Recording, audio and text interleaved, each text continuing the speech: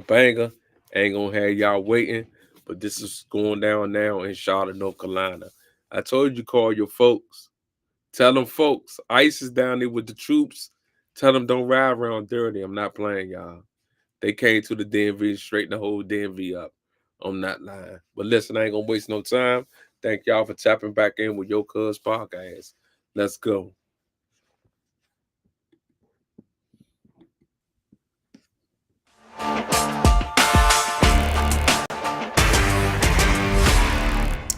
All right, Lindsay, what's in your lens today? I came back with a lot to discuss. So I've been thinking a lot about what's currently going on in Charlotte because it wasn't just another immigration operation. It was a political stress test in my mind, dropped right into a purple state that both parties desperately need to win any federal election.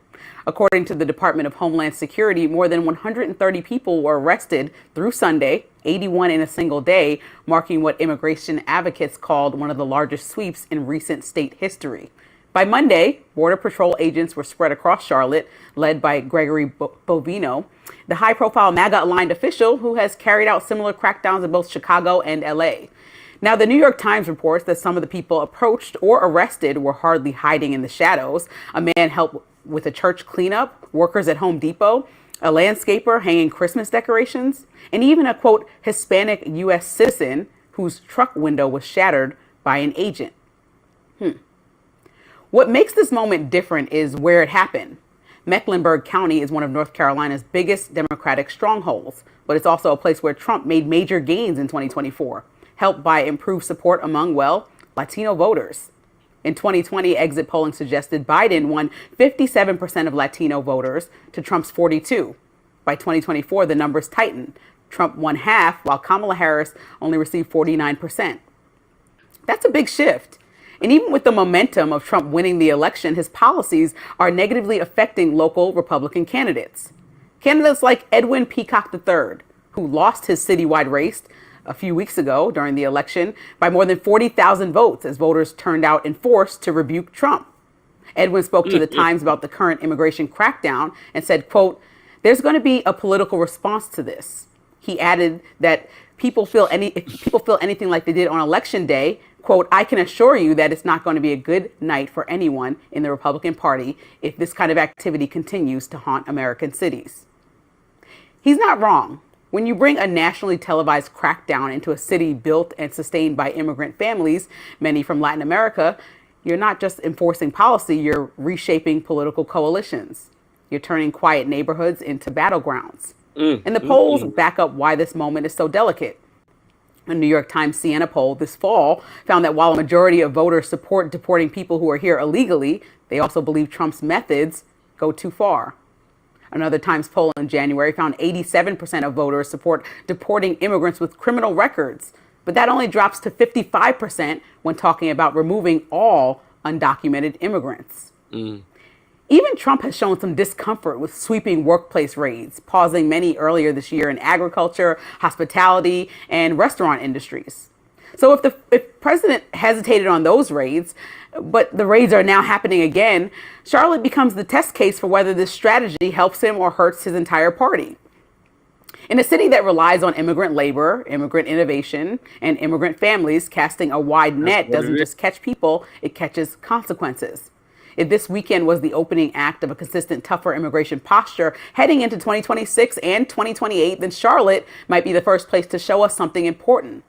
Immigration isn't just a policy fight, it's a political gamble. And in a purple state like North Carolina, one misstep can turn strategy into setback. Well, look, I think the administration's immigration policies, like you point out, have been very extreme in some cases. Trump obviously ran on deporting a lot of immigrants, and there is major, in my view, public will to do something about illegal immigration. But does that mean there's, however, millions and millions of them here, 12 million or more? Does that mean every single one gets rounded up, or that we live in a police state to catch them all, even if they've been here for decades, even if they're working? I say no. Other people in MAGA disagree, but that's what they're working out, to what extent they're going to do that. And you're right that Trump himself has said, well, you know, we need people to build houses. We need people to pick crops. We need people. We need high-skilled immigrants. He was complaining to Laura Ingraham about exactly what I've complained about and you've complained about, that factory where they brought the South Koreans to build it, and he deported them. He said that was the stupidest thing ever. I was glad to hear him say that. Because it was going to bring a ton of jobs. There's also, the farmers all over Pennsylvania that are saying scaring off immigrants is hurting them. So there's a lot of conversations about the same people that got Trump to the finish line in some of these. But this is what I be saying. How my people, I'm going to speak on my black people, right? It's lazy, right? So now that our black people is lazy, the immigrants come and get all the jobs. So people get mad at the immigrants for coming to get all the jobs, but they do work, right? Not saying all immigrants is petty, but they work. So now Trump's sending ISIS to all these states and cities and snatching all the immigrants up. Now there's about to be trouble. Y'all feel what I'm saying? It's definitely about to be trouble right now because ISIS taking all the Spanish people and sending them back, keeping half of them here and sending the rest back. You get what I'm coming from? So things ain't looking good. Things ain't looking good. It's gonna be a lot of business they're gonna be crushed off this right here. They in North Carolina now, and they came unannounced to North Carolina. Oh man. They hitting all the, listen, they going to all the places that's getting a lot of killing. That's what they doing. They going all the places that's getting a lot of killing. It's not a game, bro. They not playing, bro. So call your people down North Carolina and tell them don't ride around dirty because they not playing. For real, let's go. States like Pennsylvania or even North Carolina. And just like in Georgia, I think North Carolina is one of those battleground states that people are really going to look at for the Senate midterm elections that are coming up next year and going to say this is like a exact example of now having gone in North Carolina and how they respond to this behavior, because a lot of people said this last election, which a lot of people won that were in Democratic cities or cities that go back and forth. So it wasn't as much of a blue tidal wave as it was just exaggerated for the news. They won and they were expected to win. Some people were upset in this last election 2 weeks ago. But when we look at the midterms, it's a more significant election to see about how many people that Democrats or Republicans have in these chambers, and then also what the election looks like, how much support the president has to continue forward with policies going into a major election where the president, I'm assuming, hopes that another Republican candidate can win. So these policies don't go without some type of rebuking or rebuttal, especially if people are feeling the same way they said they're feeling about things like the economy and the way that his policies are affecting them. So a lot of people are saying directly like, well, no immigrants here is affecting our communities negatively, even though we would like the criminals to be removed, even though we do think that people should not just come here willy-nilly. We don't think that you should be scaring people in the streets and arresting American citizens that might look Latino. That reminds me and is very reminiscent of stop and frisk, which we know was very uncomfortable failure of racial discrimination that took place in New York. And so it could go easily into that territory, and we've seen examples of it. And so that's the biggest thing, where you don't want to scare the same population that you touted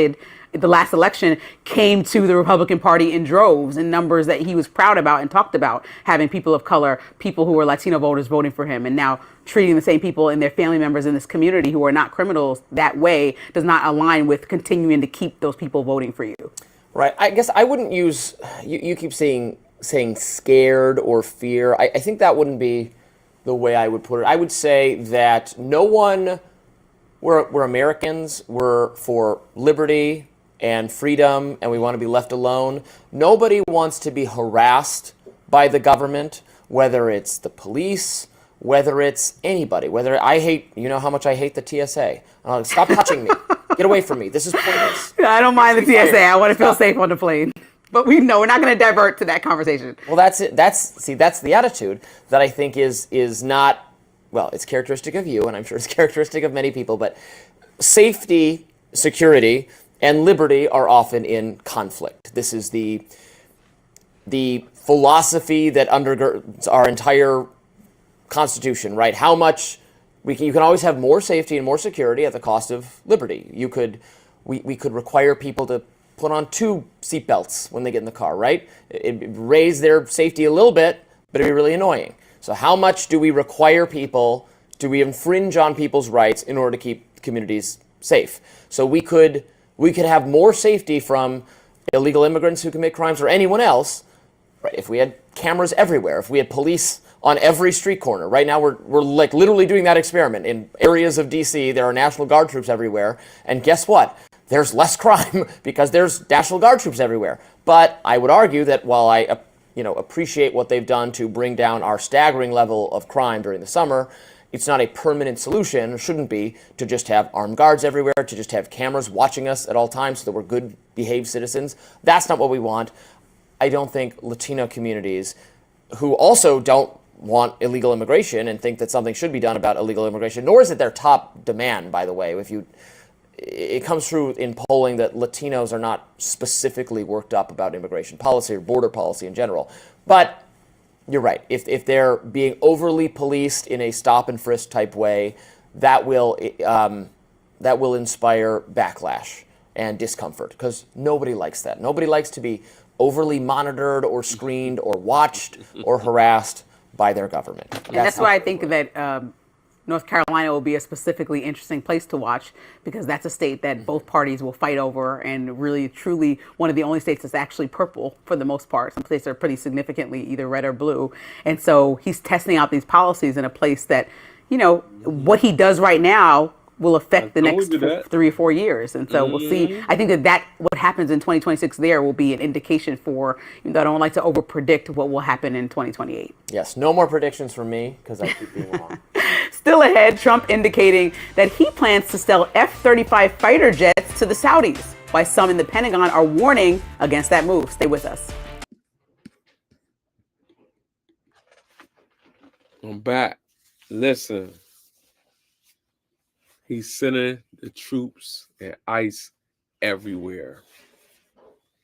Y'all see what's going on the news. Y'all see what's going on in the world. The world is done. They done let the wrong man in the office. He buttered everybody. Come on, yeah, I'm doing the right thing. Yeah. Trump is the best. Yeah. Trump ain't shit. He buttered everybody in. Everybody voted for him. He lied to everybody.